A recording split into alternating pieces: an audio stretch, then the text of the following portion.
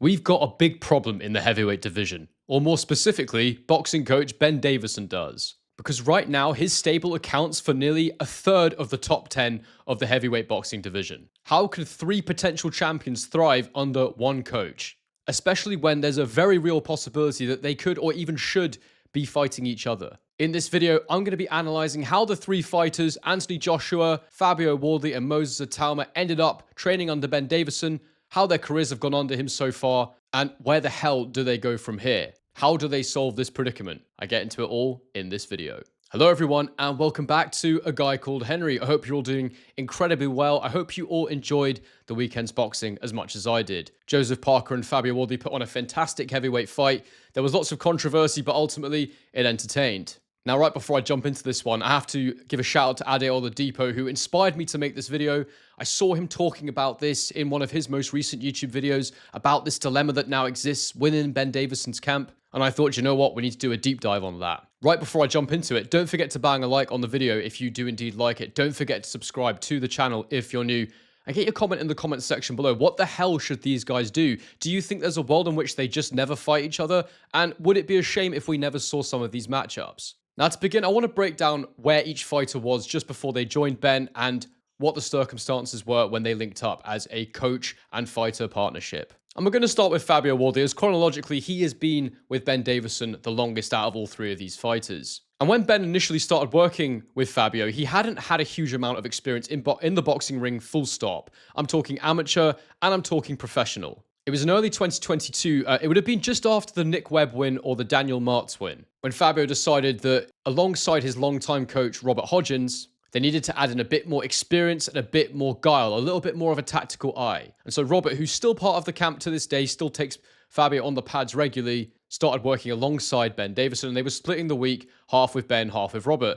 Now, I'm not sure exactly what the arrangement is now, but I think as time has gone on, they've spent more and more time in the Ben Davison training setup. And so from around early 2022, and certainly for the Nathan Gorman fight, they had Ben Davison in place. And since then, they've really gone from strength to strength as a partnership. They've won all their fights by stoppage, aside from the split decision draw against Fraser Clark, which obviously they completely amended with that first round knockout in the immediate rematch. It's a partnership that's truly thrived, and I do believe because Ben Davison is such a tactical and analytical coach alongside Lee Wiley in that setup, it's perfect for a moments fighter like Fabio Wardley, where he really only needs to land a couple of big punches before he gets you going, and then he goes into that chaos mode, which I've described endlessly in the past couple of weeks. But with the tactical analysis that Team Davison do, it really is a match made in heaven, in my opinion, with Fabio Wardley. And his run in the heavyweight division is right up there right now, with wins over David Adelaide, who recently fought and lost to Filip Hrgovic, the draw, and then win over Fraser Clark, the dramatic knockout win after having been completely outboxed by Justice Hooney, and now the stoppage win. Although controversial, it was a stoppage win over Joseph Parker. Fabio Wardley is now in a fantastic position for the next part of his career. Next up, we've got one of the biggest names in the division, Anthony Joshua, who also currently trains under Ben Davison. Now, Anthony Joshua has been a two-time unified heavyweight champion of the world. He is in a totally different place from the other two fighters in this stable. And look, there's no denying it, AJ has had a fantastic career, with wins over the likes of Dillian White, Charles Martin, Vladimir Klitschko, Carlos Takam, Parker, Povetkin. He obviously lost that dramatic fight to Andrew Ruiz, but then got it back in the rematch. Kubrat Pulev, all before the breaking point when he fought Alexander Usyk twice and lost both times. And this was kind of a limbo period for AJ. He lost the first fight. It was seemingly a poor performance from his corner. Round. A little off kilter. And he left his longtime coach, Rob McCracken. And since that point, you felt like he was really searching for some stability and a new way forward. He had stints with Robert Garcia and Derek James, but neither of them seemed to fit quite right. All before linking up with Ben Davison for the Otto Wallen fight in late 2023. And apparently this was just initially a thing of convenience. AJ was in and around the area, and Ben Davison's performance center was a convenient place for him to go and train before it developed into a more formal thing. And initially, there was a lot of excitement about this link-up, especially from me. I was someone who really bought into it, I have to say. I always felt that Anthony Joshua had a good counter-punching skill set, and I felt that this moment style, this thing of Anthony Joshua being a massive puncher who seemingly had been scared to punch through the target since that first loss to Andrew Ruiz would really be a great thing. I thought that the analytical mind of Davison matched with Anthony Joshua's counter-punching capabilities would work extremely well, and it seemed like it was, at least against the opponents he was facing. He had the Wallen fight, he looked absolutely fantastic, the best we'd seen AJ in years. He then fought Francis Ngannou, who, whilst shouldn't really have been someone of note for AJ to have been fighting,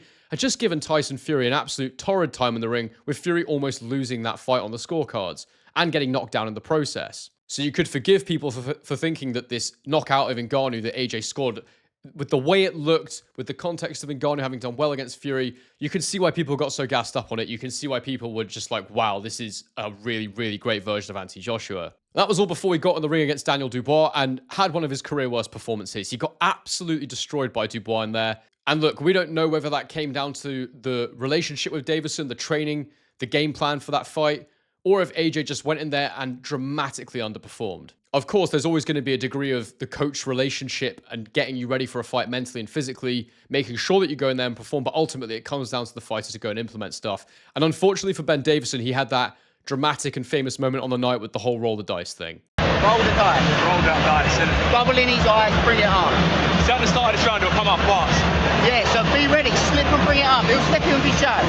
Looking for an uppercut. Bubble in his eyes, bring it up. I think that's dangerous advice there, to be honest. I mean, getting him to bring it up off the double jab. Daniel throws that right hand straight off that double jab. And by bringing it up, he means an uppercut. He's going to walk himself straight onto his short right hand. If you ask me, I'd just say keep your hands up tight, get through these next 2 rounds, and then use your athleticism late down the stretch. I have to say that I'm not sure it was the right advice. Even if AJ had carried out to the letter of what Ben had wanted him to do, I'm still not sure that was the right thing. But either way, it made Ben look pretty terrible. And after the fight, there was calls for Anthony Joshua to change coach again. But right now, he hasn't had a fight since then. But from what we know, AJ is still with Ben Davison. That seems to be the way they speak about things. And he's primed to go and have a couple of big fights or maybe challenge for the heavyweight championship of the world again. And finally, we have who is arguably the most exciting of the three in Moses Itauma. Now, Itauma is seen as being a bit of a prodigy, a very, very exciting talent in world boxing, not just in the heavyweight division. He's won all of his fights so far, 13 of them to be exact, with 11 of them coming by way of knockout. He officially linked up with Ben Davison around April 2024, and apparently it was a transformative experience for the young man. He's been quoted as saying that he felt that he actually hated boxing. It wasn't something he was really enjoying at times, but under Ben Davison's tutelage, he started to see the tactical side of things. He started to understand the game of violent chess that boxing really is. And he lauded Ben and the whole camp and the ethos that they have for giving that passion to him, for instilling that fire in him to enjoy the sport to the fullest. And things have been going about as well as they could have. They've had 5 fights together with 5 knockouts. The fight against Mezentsev, obviously Mezentsev not a name at all, but Itauma was already showcasing some of his incredible footwork, angles, and reflexes. The win against Mariusz Wach, who's well past his best now, but still the fact he was TKO'd within 2 rounds is absolutely incredible. It was a rapid win for Itauma and he made it look like light work. He then stopped Dempsey McKean with absolute ease and showed a good tactical understanding in there. And the same thing against Mike Balogun, went in there and made it very easy work, as you would expect from such a talented prospect. And more recently, he had what is now his signature win against Dillian Whyte, which has left Itauma absolutely primed for the big time. He's had a big win that commercially puts his name up there. The interest in him is growing all the time, and everyone's excited to see him step up through the ranks. And just to give you a bit of perspective on just what a talent Itauma is, there was a period of time where they were saying he was going to try and break Mike Tyson's record to be the heavyweight champion of the world. The fact that they believe he has that talent, that he could have potentially done it at this young age, is really impressive. Now, they abandoned that plan because, obviously the opportunity wasn't there in time, or they decided, let's not bother with that. Let's just pace him. He's only 20. We don't need to rush this. It's just a record. It's not that important. But needless to say, the hype around him is very much real. So this leaves us in a situation where we need to analyze it. We need to break it down for you, because there's going to be problems here. I have no doubt in my mind there's going to be problems here. And whether that's coming from within the camp or from us as fans, there's going to be dilemmas and issues. Now, just to give you context, I want to pull up for you the top 10 heavyweight rankings for the governing bodies, for the various governing bodies that exist within boxing. And as you can see, Alexander Usyk is, of course, the undisputed unified heavyweight champion of the world. But beneath that is where things are going to get complicated. If we look at the IBF, Itauma is actually rated only 11th in that governing body, and the other 2 fighters are not rated at all. But it's the other 3 governing bodies where we start to have some problems. Fabio Wardley is now the interim WBA heavyweight champion of the world, with Moses Itauma ranked number 1 in this governing body. In the WBC, Anthony Joshua is ranked at number 3, with Moses Itauma ranked at number 4. And in the WBO, Fabio Wardley is, of course, again, the interim champion. He just won that belt from Joseph Parker, with Moses Itauma ranked at number 1 and Anthony Joshua ranked at number 7. Now, it's not just me saying that these are potentially three of the 10 best heavyweights in the world right now. It's literally right now in our faces a factual issue. Because my rankings are just my perception of things. The fans' rankings are just their perception of things. Whether you have these three in the top 10 or just outside or wherever you put them, the facts are that in two of the major governing bodies, in particular the WBC and the WBO, in fact, let's say three, and the WBA, we can already see how this is going to cause a problem, them all being with the same trainer. They can't all fight each other when they're under the same trainer. That's the first thing we have to establish. They can't possibly, because Ben can't be in two corners at the same time. The fact is that the three of them make up almost 30% of the top 10 heavyweights in the world. That's a third of a whole division. And this is what Ben Davison had to say about it when he was pressed on TalkSport. I don't think he'll fight Joshua. I don't think he'll fight Tyson Fury. I don't think they'll step in with Moses. But there are 7, 8, 9 other guys that he could fight over the next 4 years. And they're all incredible fights. And that's your Bacolis, Okolis, Wardleys. I don't know how you make that happen, but because they're both in the same BD Performance Centre. Yeah, I don't think that far. But all of those guys, Kabayel, you say that, but if there's 20 million on the line. But how does that happen if you're in the same gym? You can't. It doesn't work. It was a divorce. You know, that you have to have a divorce. Someone has to leave. You know, doesn't happen like that, mate. But like you said, there's the Tyson Fury and the Anthony Joshua thing. They've both been very, very supportive of Moses, and there's a hell of a lot of respect there. And you know, they've shared advice and tried to help him grow. And even this week, AJ dropped me a message saying if there's anything that he needs or I can help with anything. You know, there's that. So those fights are never going to happen, obviously. There's too much respect and that sort of stuff from there for that to happen, obviously. But there's so many fights. The heavyweights It's a great division. It's on fire at the moment. It's on fire. Do you have any belief that AJ will fight Jake Paul? He's more about chasing his dreams. He wants to become a 3-time world heavyweight champion, and that's basically where he's at. Now, look, I understand that Ben is a little defensive about this. I understand that he just sees this as something that is frankly not possible because it's not good for business. It's not good for him if he loses any of these fighters. And in an ideal situation, they won't fight each other for him because they're all part of the same team. They're all pulling for each other. They all want each other to do well. And for him as a coach, as a trainer, he's not going to want to lose any of his top-level heavyweight prospects or talents.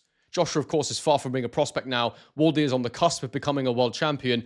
And Itauma, out of the three of them, is the one you describe most as a prospect. There's two ways of looking at this as I see it. One is you just assume they're never going to fight each other. And that's a problem for us as fans, because then we're robbed of some absolutely fantastic matchups. Who wouldn't want to see Fabio Wardley versus Anthony Joshua? Who wouldn't want to see Anthony Joshua against Moses Itauma? And who wouldn't want to see Moses Itauma against Fabio Wardley? All three matchups make sense for very different reasons. In Anthony Joshua, you've got that guy who's been there, done that, is coming towards the end of his career, but the torch must be passed in every generation, and it's a real shame if it doesn't happen because it gives those younger fighters an opportunity to grow their commercial pulling power and come into the new generation as the new champion. Klitschko did it for AJ, and it would be a shame if AJ wasn't able to do that for the next, group of fighters that are coming through. In particular, also because these are all Brits. These are all British fighters. It's not just that they're on the world scene together. They're three of the best heavyweights in the UK as well. So you know that these are always going to be fights that absolutely sell. With Fabio Wardley being so highly ranked, it seems he may get a shot at Alexander Usyk. And if he was to win, of course, if Anthony Joshua's main aim right now, as discussed, there is to become a 3-time heavyweight champion of the world, there is only one man that he can fight, and that is Fabio Wardley. And for Moses Itauma, Wardley's only 30 years old. Itauma's 20, yes, but even if he's fighting for a world title in 5 years, Wardley could very well still be around. He's had a short career. Whilst he's making the most of it right now, of course, taking years off his career, probably with the amount of punishment he does take, he's not had a super long career in boxing to where I think he's still pretty fresh. There's every chance that these two are going to be top contenders at the same time. So personally, I don't really see a world in which, if things remain as they are right now, that these guys can stay all in the same gym. Moses, you're in a weird position now because, again, it's a stable, mate. You're two, I think, top 5 heavyweights. I mean, what does someone do? Leave the gym? What happens, Moses? I don't know. It's an awkward position that we're in, but I don't really see Fabio as my rival. I kind of see him as a team member. Yeah. And that's the same way. Like when we're in the gym, there's so many stars at the gym at the minute. It's like I'm not in competition with any of them boys because they're my stable mates. Yeah. Do you get what I mean? I mean, these guys, I guess, in the same gym, everyone's buddies, everyone's fucking singing Kumbaya around the fire. If they didn't fight, and that was the case, then you're robbed of a few great matchups. That's my genuine opinion on this. And the problem is, the longer they stay under the same coach, the less time there is for them to develop a bond and a situation with a new coach. and to adjust to a new way of working. It would be a massive issue for whichever one of them potentially had to leave. And I think realistically, this is the only situation that will mean that they can stay in the same gym, but it will be a massive disappointment for the fans, in my opinion. And that is if we end up with a Klitschko-like situation. And by that, what I mean is that there was a period of time when the Klitschko brothers were the 2 heavyweight champions of the world. Between them, they held all the belts,